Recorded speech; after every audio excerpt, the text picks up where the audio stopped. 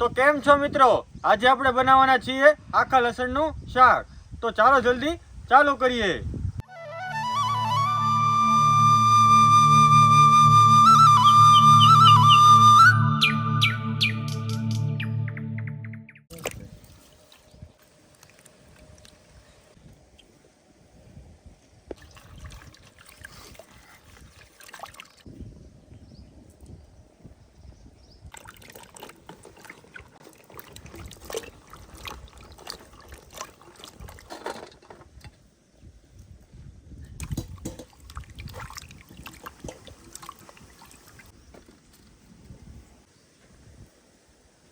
તો મિત્રો સૌથી પહેલાં તો આપણે આ આખું દેશી લસણ લઈ લીધું છે.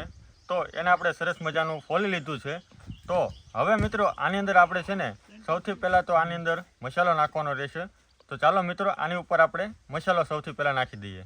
તો મિત્રો આપણી પાસે જે લસણના ગાંઠિયા હતા એને સરસ મજાના આપણે સાફ કરી નાખ્યા હતા. અને ત્યારબાદ મિત્રો હવે આપણે એની અંદર છે ને જે તેલ, મીઠું અને હળદરનું સરસ મજાનું આપણે પેસ્ટ કરીને અને આ આપણે તમે જોઈ શકો છો એ હળદરની માથે આપણે લગાડી દીધી અને લસણની ઉપર મૂકી દીધું છે. તો મિત્રો હવે આપણે જે આખા લસણના ગાંઠિયા છે એને આપણે બાફા વરાળની અંદર મૂકી દેવાના છે. તો ચાલો મિત્રો આપણે એની અંદર બાફા મૂકી દઈએ.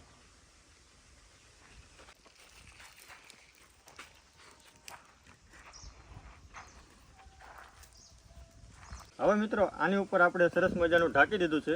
ત્યારબાદ એની ઉપર આપણે વરાળ ન જાય એના માટે આપણે સરસ મજાનો નાનો એવો કંઈ પણ ભાર મૂકી દેવાનો રહેશે. તો મિત્રો આપણે પહેલાં તો હવે મરચાંનું ઝીણું એવું કટિંગ કરી નાખવાનું છે. તો મિત્રો હવે આપણે આદુને ખમણી નાખવાનું છે. સરસ મજાનું આપણે આદુને જોવો છો ખમણી નાખીએ છીએ.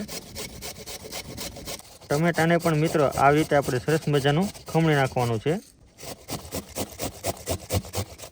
હવે આપણે ટમેટાની જેમ પણ ડુંગળીને ખમણી નાખશું. પછી મિત્રો આપણે સરસ મજાનું કોથમરીનું પણ ઝીણું કટિંગ કરી નાખવાનું રહેશે.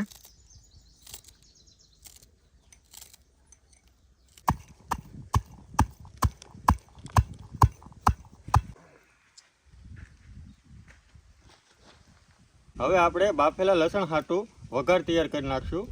સૌથી પહેલાં નાખવાનું રહેશે આપણે એની અંદર તેલ.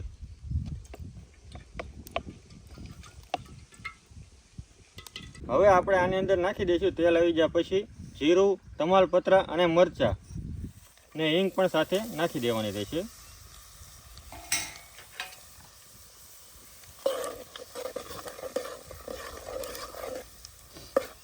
ઝીણું કટિંગ કરેલું મરચાં. પછી આપણે નાખશું આની અંદર ખમણેલું આદું.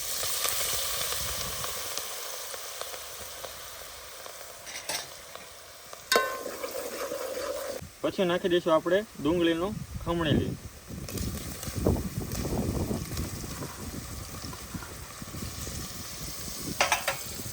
હવે આને આપણે 5 થી 10 મિનિટ માટે ડુંગળી જ્યાં સુધી ચડી ન જાય ત્યાં સુધી આપણે સરસ મજાનો ધીમા તાપની અંદર હલાવતા રહેવાનું છે.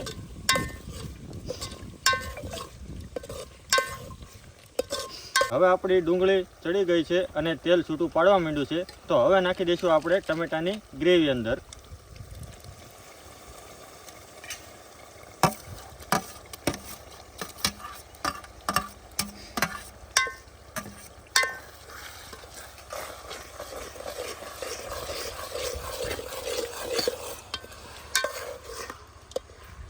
આની અંદર નાખશું આપણે કાશ્મીરી મરચું.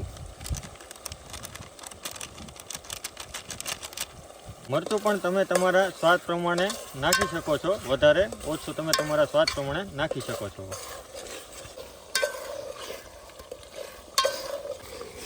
હવે આપણી સરસ મજાની ગ્રેવી તૈયાર થઈ ગઈ છે. તો હવે આ નાખી દઈશું આપણે એની અંદર બાફેલું જે પહેલાં હતું એ લસણ નાખી દેવાનું રહેશે.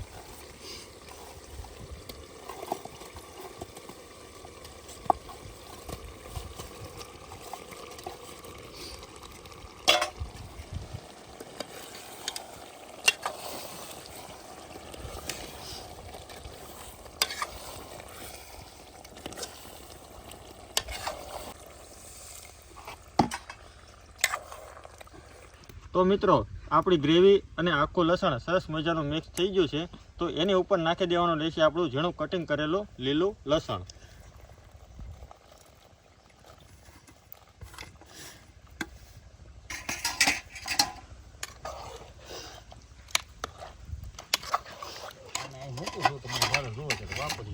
હવે આની ઉપર નાખી દેવાના રહેશે આપણે બાફેલા વટાણા.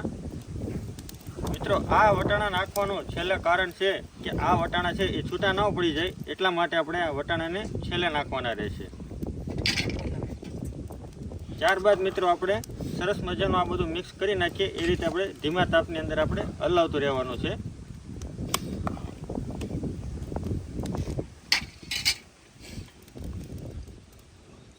તો હવે મિત્રો નાખી દેવાનું રહેશે આપણે એની અંદર ખાંડેલું ચવાણું, કારણ કે આપણે આ ગ્રેવી માટે ઘાટી કરવા માટે આપણે આ ખાંડેલું ચવાણું નાખવાનું છે.